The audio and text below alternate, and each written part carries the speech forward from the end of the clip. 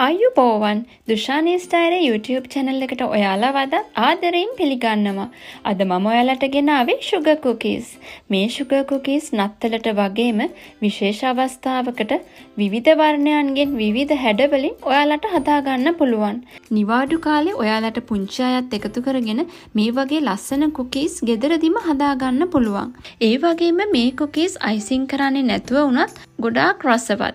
අද මම මේ වීඩියෝ එකේදී මේ sugar cookies හදාගන්න විදිහත් ඒවා ලස්සනට royal icing වලින් decorate කරගන්න විදිහත් කියලා දෙනවා. ඉතින් අද අපි බලමු මේ ලස්සන cookies ගෙදරදීම හදාගන්නේ කොහොමද කියලා.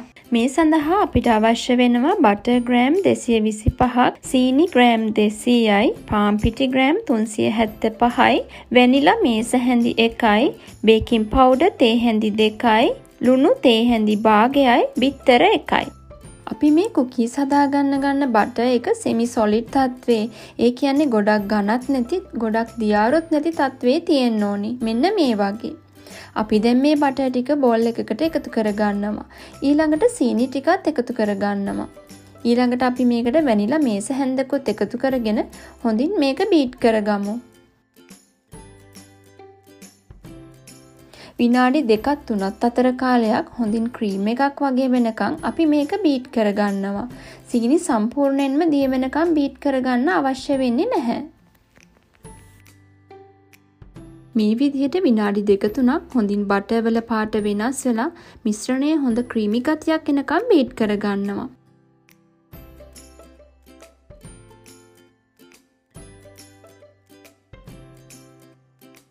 ඊළඟට අපි මේකට බිත්තරය එකතු කරගන්නවා. නැවතත් හොඳින් බීට් කරගන්නවා. මේ විදිහට බිත්තර එකතු කරගද්දි නරක් වෙච්ච බිත්තර තියෙන්න පුළුවන් නිසා ඔයාලා වෙනම භාජනයකට බිත්තරේ කඩලා මේ මිශ්‍රණයට එකතු කරන්න. බිත්තරේ එකතු කරගෙන අපි මේක විනාඩි 2ක් පමණ බීට් කරගන්නවා. දැන් අපි මේකට ලුණු ටිකත් එකතු කරගමු. නැවතත් හොඳින් විනාඩියක් පමණ බීට් කරගන්නවා.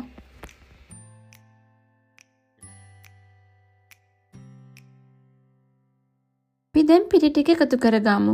ඔක්කොම පිටි ටික එකපාර එකතු කරගන්න නැතුව පිටි කොටස් දෙකකට එකතු කරගන්නවා. අපි ගත්ත පිටි වලින් භාගයක් මම මුලින් එකතු කරගන්නවා. ඊළඟට අපි මේක හොඳින් බීට් කරගමු. ඔයාලා බෝල් එක වටේ තියෙන මිශ්‍රණයත් මේ විදිහට හොඳින් එකතු කරගන්න. දැන් අපි අනිත් පිටි ටිකත් එකතු කරන්නයි යන්නේ. මේ විදිහ පෙරණ එකට මම ඉතුරු පිටි ටිකත් බේකින් පවුඩර් ටිකත් එකතු කරගන්නවා. ඊළඟට මම මේ විදිහට හොඳින් මිශ්‍රණයට මේ පිටි ටික හලා ගන්නවා. දැන් නැවතත් අපි මේක හොඳින් බීට් කරගමු. පිටි ටික හොඳින් මිශ්‍රණයට එකතු වෙනකන් අපි මේක බීට් කරගන්නවා. මේ වගේ මිශ්‍රණයට පිටි ටික හොඳින් එකතු වුණාට පස්සේ අපි බීටරේ ඉවත් කරගන්නවා.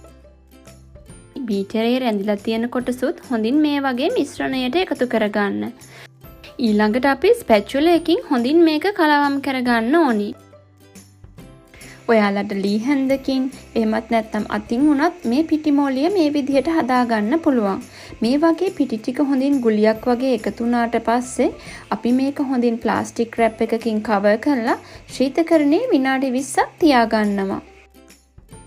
මේ තියෙන්නේ අපි ශීතකරණයේ තියලා ගත්ත ඩෝ එක. දැන් අපි මේ ඩෝ එක රෝල් කරන්නයි යන්නේ. ඊට කලින් අපි මේසෙ උඩට හොඳින් පිටි ටිකක් දාගන්නවා. ඊළඟට අපි පිටි ඩෝ එකකින් කොටසක් අරගෙන මේ වගේ බෝලයක් හදාගන්නවා. ඊළඟට අපි මේක හොඳින් රෝලින් පින් එකකින් තුනී කරගන්න ඕනි. අපි මේ විදිහට තුනී කරද්දී ගොඩාක් තද කරන්නේ නැහැ. රෝලින් පින් එකේ බරින් වගේ තමයි අපි මේක තුනී කරගන්න ඕනි. ඔයාලා අතින් ගොඩක් තද කරන්න යන්න එපා. ඔයාලා මේ විදිහට තුනී කරද්දී මේසෙ උඩට හොඳින් පිටි දාගන්න. එහෙම වුණාම කුකී ඩෝ එක මේසෙ ඇලෙන්නේ නැහැ. දැන් අපි මේක අඟල් කාලක් වගේ ඝනකමට තුනී කරගත්තා. ඊළඟට මම මේක තරුවක් හැඩති කුකී කට එකකින් කපා ගන්නවා. ඔයාලා ගාව තියෙන ඕනෑම කට එකක් මේකට භාවිතා කරන්න පුළුවන්. ඊළඟට අපි මේක හැඩය වෙනස් වෙන්නේ නැති විදිහට ස්පැචුලා එකකින් හෝ පීයක් ආධාරයෙන් මේ විදිහට පරිස්සමට අරගෙන බේකින් පේපර් එකක් දාගත්ත තැටියක් උඩින් තියාගන්නවා. මම දැන් අපේ පිටි මෝලියෙන් තවත් කොටසක් අරගෙන අඟල් කාලක් පමණ ඝනකමට මේ වගේ නැවතත් තුනී කරගන්නවා. ඊළඟට මම මේක 4 කුකී කටයකකින් මේ වගේ කපා ගන්නවා.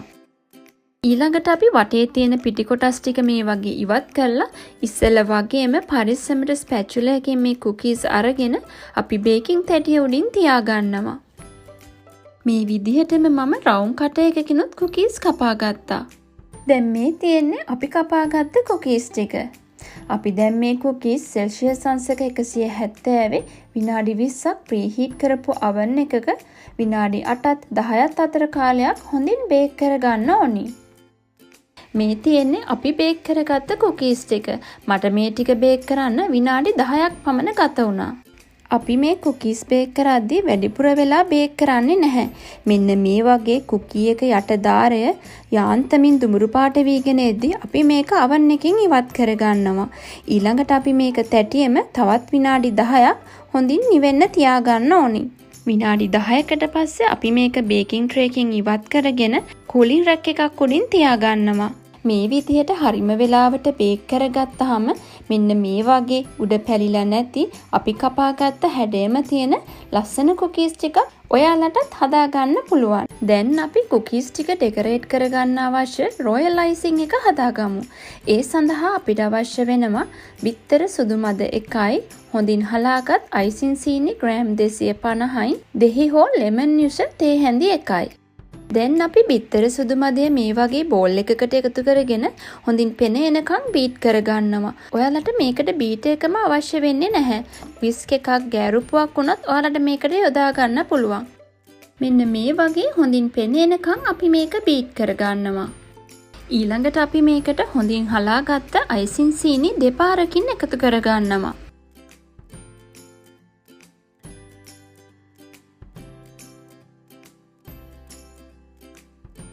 ඊළඟට මම ඉතුරු අයිසින් ටිකත් දෙහිත් එකතු කරගෙන නැවතත් හොඳින් බීට් කරගන්නවා.